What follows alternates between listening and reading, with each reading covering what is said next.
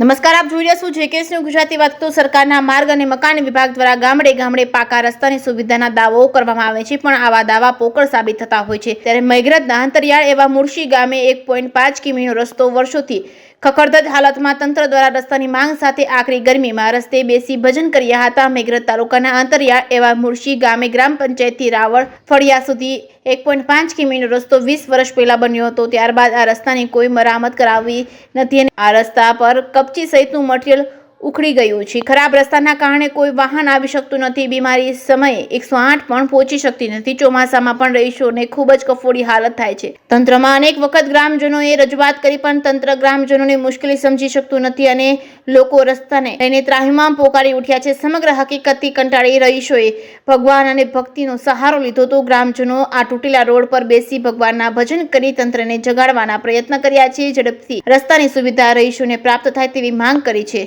જેકેએસ news Gujarati સાથે મયુર પોકાર, માલપુર. આજ રોજ મેઘરજ તાલુકાના મુરશી ગામે જાફરી ફળીની અંદર રાવળવાસ અને રામરવાસના અમારા મકાન 100 ઘરોની આજુબાજુ છે અને સાહેબ રસ્તો અમારો એકદમ હાલતમાં તૂટી જવાથી અમે સરકારશ્રીને બહુ વાર અપીલ કરેલ છે, તો છતાં અમારી સામે કોઈ જોયેલ નથી અને કોઈ પગલાં લીધેલ નથી.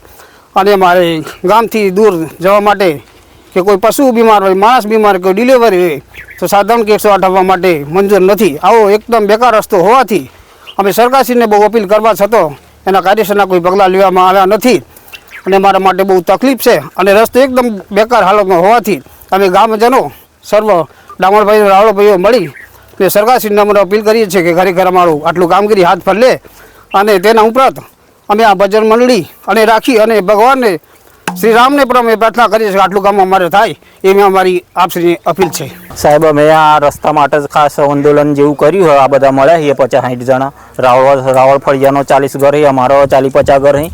રસ્તો 10-15 વર્ષ પહેલાં કર્યો, અત્યારે હાલત બહુ ખરાબ. ચૂંટણી વખતે બધા નેતાઓ મોટો આશ્વાસન આલીને જતા રહે, વળતું કોઈ દેખાતું છે નહીં. અમારે સત્વરે આ રસ્તા માટે કોઈ થાય એ માટે અમારી નમ્ર અપીલ. અને આજે અમે રામધૂને પણ બોલાવીએ રસ્તા ભગવાને એવું કોઈ નેસા ઉતરે એ માટે. કોઈ જગ્યાએ રજૂઆત કરવાનું તો કોઈ બહુ લેખિત બી રજૂઆત કરી, અમે મૌખિક બી રજૂઆત કરી, પણ કોઈ પણ પગલો લેવામાં આવ્યો નથી. એટલા માટે અમારે આજે આ પગલું ભરવું પડ્યું. શું માંગ છે? મારું નામ ડામોર ગલાભાઈ.